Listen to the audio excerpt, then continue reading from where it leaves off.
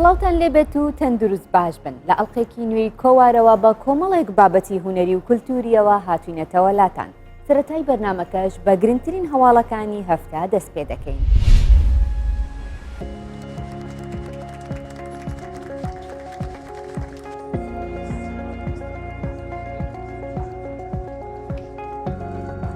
لە میانەی پرۆژەی کەلەپورکردنی پشدەر ماڵی کەلەپوری و ڕۆشنبیری پشدەر کرایەوە کە تیایدا چالاکی هوەری و ڕۆشنبیری و فۆلکلۆری پیشان دەدرێت. ئەمەش بە مەبەستی زیاتر پاراستن و بە زیندوهێشتنەوەی کولتوری کوردەواریە.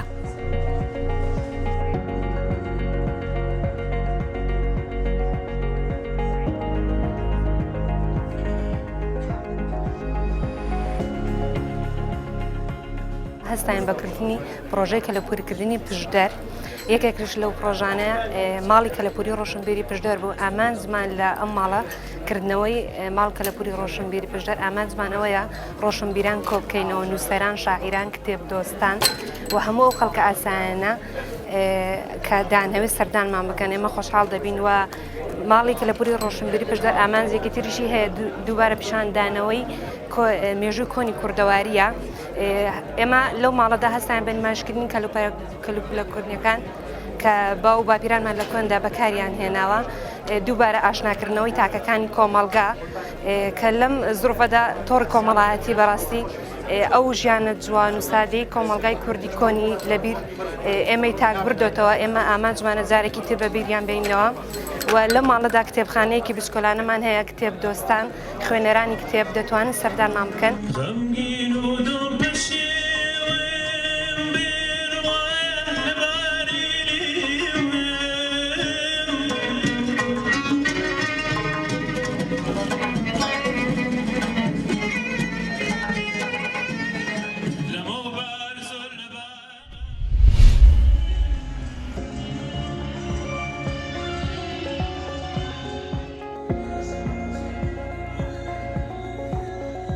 لە دیداری ئاشتی و هوەری کفری لە ماوەی 3 ڕۆژدا کۆمەڵێک چالاکی هوەری و ئەدەبی پێشکەشکرا. گروپەکانی بەشدار بوو لە هەموو ناوچەکانی عێراقەوە هاتبوون و بە دیبەیت و فیلم و سەما و تابلۆ بەشدار بوون.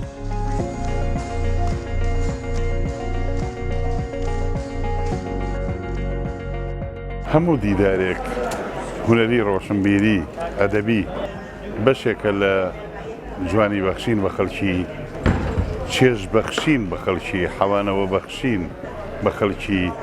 چی لە کاری هوەری و ڕووناکبیری خۆشترە مرۆڤ هۆگری بێت، بە تایبەت لە شارێکی دێرین و خاوەن شوێنەوار و خاوەن مێژووی پڕ لە سەروەری وەکو کفریدا. گەرمیان هەر چۆن وڵاتی ئەنفالە و وڵاتی سوتماکە و وڵاتی کارەساتە تراژیدیەکانی میلەتی کووردە هاوکات وڵاتی بەهرەمەندە هونەرمەندەکانە، وڵاتی خاوەن قەڵەبە جوانەکانە، وڵاتی پێکەوە ژیانە، وڵاتی داهێنانە.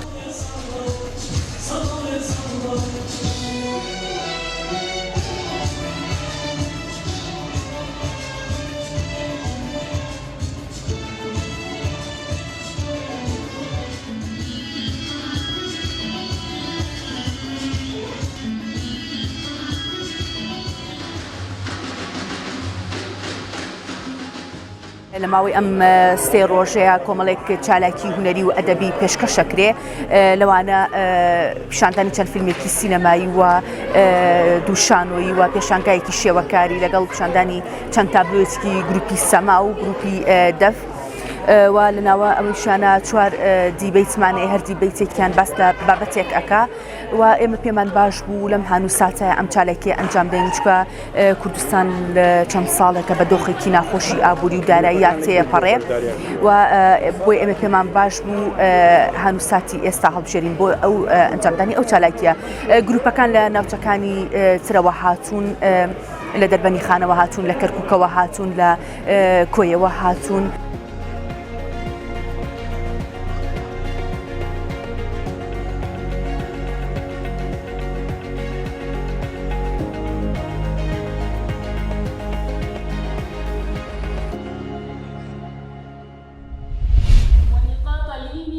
وقوة قوتها وتغرقك إن تمردت.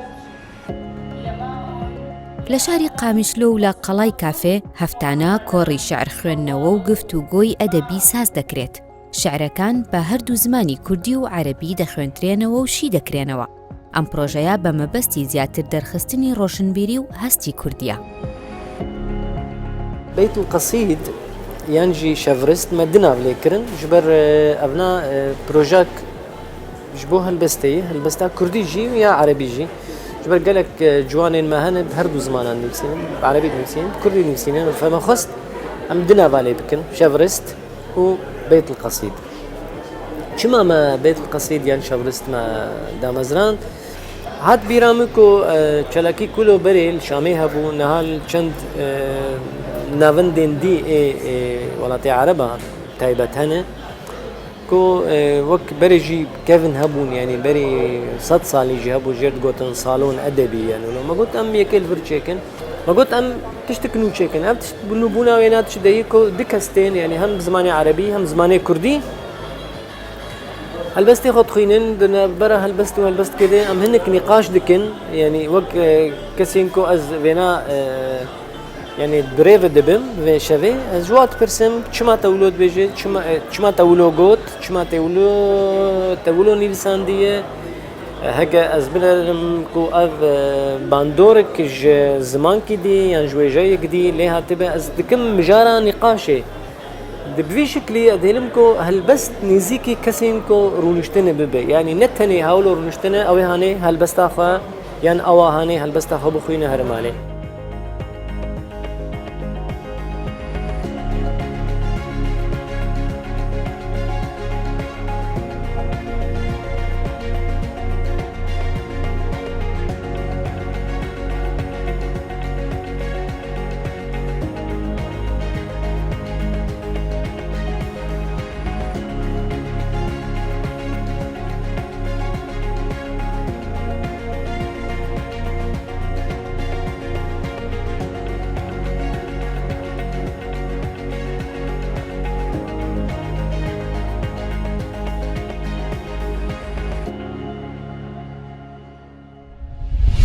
کۆمیک بریتیە لە پیشاندانی بیرۆکەیەک لە ڕێگەی کێشانی زنجیرە وێنەیەکەوە. ئەمەش زیاتر لە گۆڤار و ڕۆژنامە و کتێبەکاندا دەبینرێت. مێژوویەکی کۆنی هەیە بەڵام لە کوردستان کۆمەڵێک گەنج دووبارە دەیانەوێت بیرۆکەکانیان بەو شێوەیە بگێنن. لۆنا دەروێشێکێکە لەو شێوەکارانە و چیرۆکێکی کوردەواری بە شێوەی کتێبێکی وێنەیە دروست کردووە.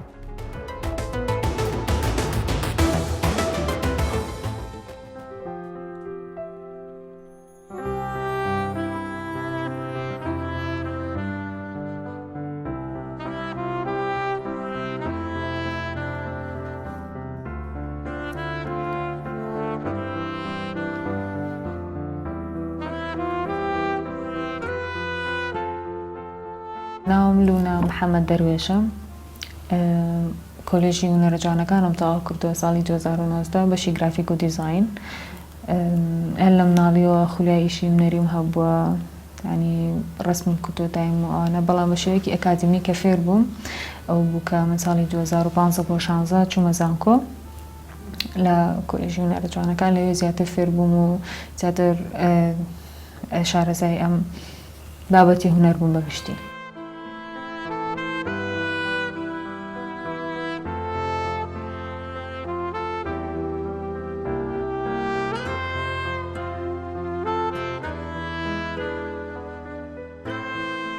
هونەری شێوەکاری کە من چوومە زانکۆ زۆر بابەتی جیاوازمان تاقی کردوانێ لە میدیۆمەکانی کە لە شێوەکاریە هەیە بەگشتی بەس من خۆمەر خولای خۆشم بۆ ئاواتە شۆ ینی کە چوومەتە زانکۆ کاتی خۆی ئەو بوو کە من لە مەجای کارتون ینی بیبی بە کەسێکی کارتونست ئیشکەیت و کۆمیکسیش کە سەر بۆ عالەمەیە لە دنیای خەڵکیشی لەسەرەکات بۆ من زۆر گرنگ بووە چونکە نوێمین هونەرە لە عالەمە و من حەزم لێ بوو کە لەم هونەرە ئیش بکەم لەبەرەوە ئێمە لە 2016ەوە لەگەڵ مامۆستایەکمان مامۆستا شیروان و کۆمەڵێک هاوڕێی خۆمان کە لە مەجالایەکە خولای ئەو مەجالن پێکەوە دانیشتین ئیشمان کرد و گروپێکمان دروست کرد دواتر بوو بە ستۆدیۆیەکی گەورە کە کارگە کۆمیک ستۆدیۆمان ناوناوە.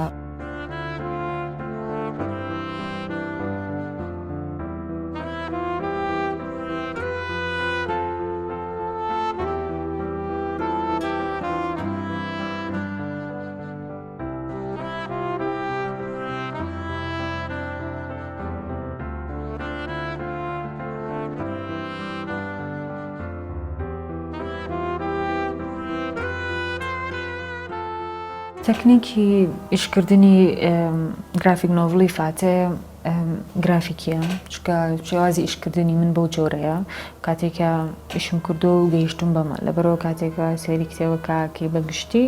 ڕەش و سپیە ئەمیش لەبەرەوەی گرافیکی و شێوازی ئیشکردنی منە بۆ کتێبەکەش وەکو لە چیە وەرگیرەوە لەبەر کۆنسپتێک من ئەم کتێبە گرافیک نۆڤڵم دروست کردووە و بۆم گرنگ بووە کە بە شێوازی کۆمیک بیکەم چکە وام پێ باش بوو وام تەسەور کردووە ئەگەر بەم شێوازی کتێبە بیکەم من ئەو کاتە توانم کۆنسپتەکەی خۆم کە هەمە زۆر بەباشی بیگەێن.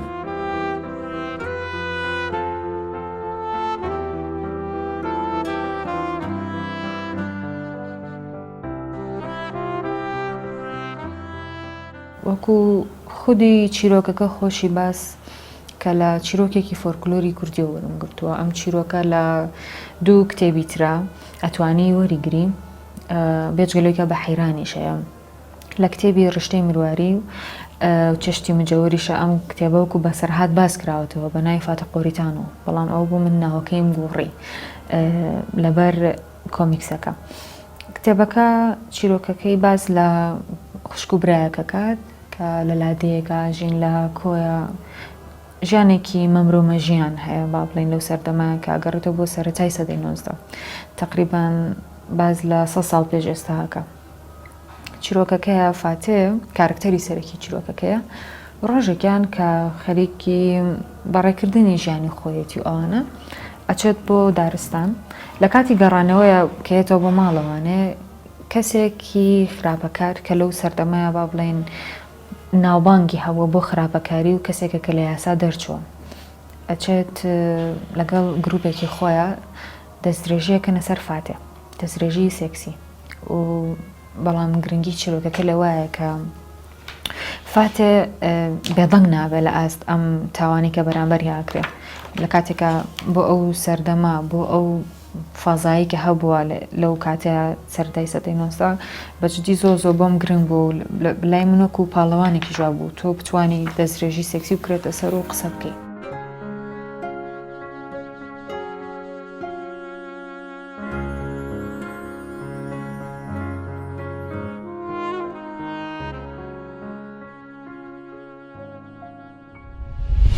چیرۆکە کوردەواریەکان تێکۆشان و هەوڵدانی گەلی کورد ئێش و ئازاری ئاوارەیی و هەوڵدان بۆ بەدەستهێنانی ئازادی ناوڕۆکی کتێبەکانی محەممەد دەستیوارە ئەو خەڵکی باکووری کوردستانە و لە سوید دەژی لەم بڕگەیەدا زیاتر باسی کارەکانی دەکات.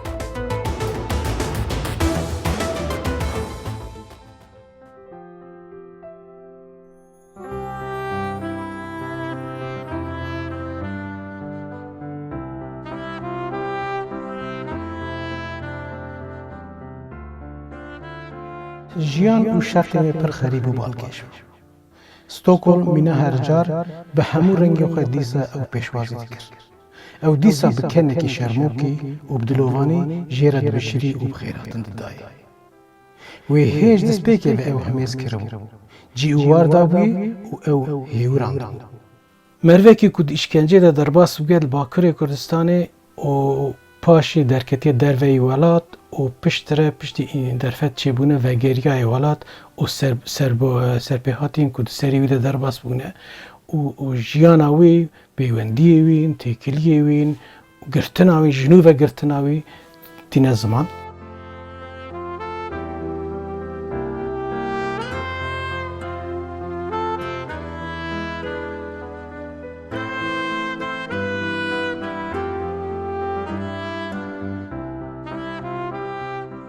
گشتی 6 پرتوکێ من بخۆیانە و 4 هەبژی وەرگەرێ من هەنە ژڤان سێ هەب وەرگەر هەنیمان کەلن ئەوژی ژیانە خۆرتێکی سوێدی و دیاوی تنە بۆ باوێ هۆرە دژی و پر باڵکێش بوو مەخواست بگیژم خوێندەوانن کوردی و یەکشی سۆڵماس کامبران و لەسەر پرتوکێکە دیرۆکی بوو و من وێ پرتوکە دیرۆکی باڵکێش دیت لەسەر داخوازە نویسکارێ و دۆستێکە هەفبەش من وەرگەراند کوردی ئەو لە دیاربەکرێ چاپ بوو و پرتوکە منی پێشی فەرهەنگە بۆ زارۆکە فەرهەنگە زاروکان بوون ئابوێنە من چاپ کرد ئەوژی من خواست کو زاروکین کورد بە ئاواکی باشتر زمانی خۆیین ببن پشتی وێ ڕۆمانە منی پێشین دەرکەت 1995 ئەوژی باسە تەکۆشینە gelê کورد li Bakurê Kurdistanê dide û dixwaze wir helwestekê ji bo xwendevan û ji bo gelê Kurd pêşkêşî wek pêşniyar bike ji gelê Kurd re taybetî li ser Mustafa Barzanî Serokê Kurd Mustafa Barzanî xebateke pir dirdû û dirêj kir û lêkolîneke pir mezin min li ser kir nêzî 3-4 rûpel min nivîsand ji wî pirtûkek derket nêzî 500 rûpelî ew çapa yekemîn li Swêd derket bi alîkeya dewletê û çapa di jî li Diyarbekir li Bakurê Kurdistanê derket.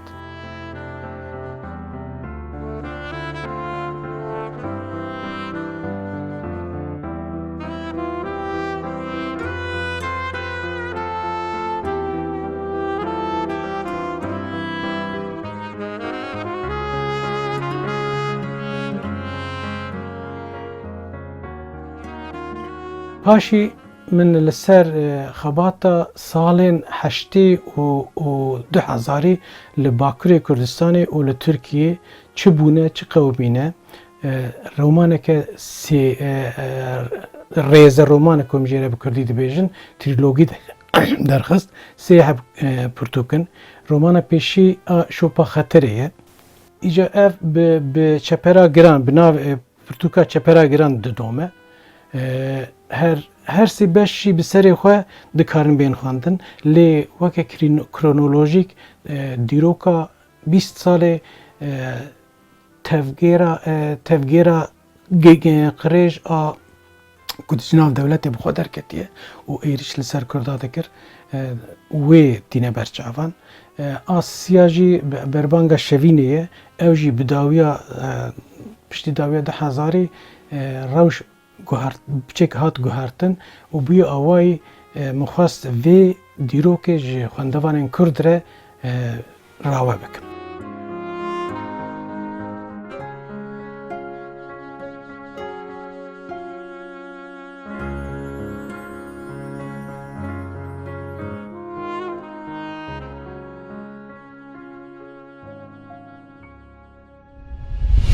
حەمەی باڤێ زێدۆ ناوێکی هونەری دیاری ڕۆژاوای کوردستانە خەڵکی شاری سەریکانیە زیاتر لە 40 ساڵە لە گۆرانی وتن بەردەوامە و بە شێوازێکی جیاواز لە ناو هونەرمەنداندا ناسراوە ئەو لە ڕێی گۆرانیەکانیەوە بارودۆخی نیشتیمانی و سیاسی دەگێڕێتەوە و بە دەنگ و ئاواز و ڕەسەنی کوردی گۆرانی دەڵێت.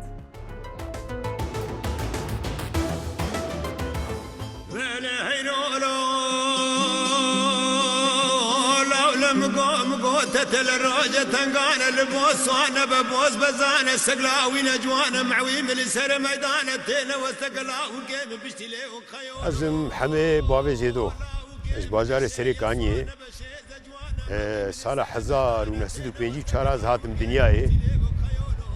ابو تقريبا يعني 40 سالم ادنا هنري دي از يانا خدر بازدكم عمري مني هنري 40 ساله بس و از سارا 2015 از هاتم آلمانیا ابو 6 سالی من آلمانیا کتی سالا ششا لو فاشيك سريت ياك دوز التجارة وكل سبحاني بي خداينا خب شافي خوياك لو شافي خوياك دوز التجارة والشرع مسري بي خداينا دم سري خوياك لو سري از خطاب ترکانیا خود من رادیو گدارید کرد از وی مثلا استرانی از جرادیا پشتی وی جر ناف خورتات جانا بسرا خورت مرتين هم ناف وان مدسرا خورتا قدام جيت خوشه و وی داوی جر نوروز چیبون جر درکت نوروزا براستی ملتك خوشتك باش هاد گریدان مدست بسترانا كر مدست بسترانا كر عولي مستراني كلاسيكي قوتن فيدا ايجر مبوش خرج هيك الاستران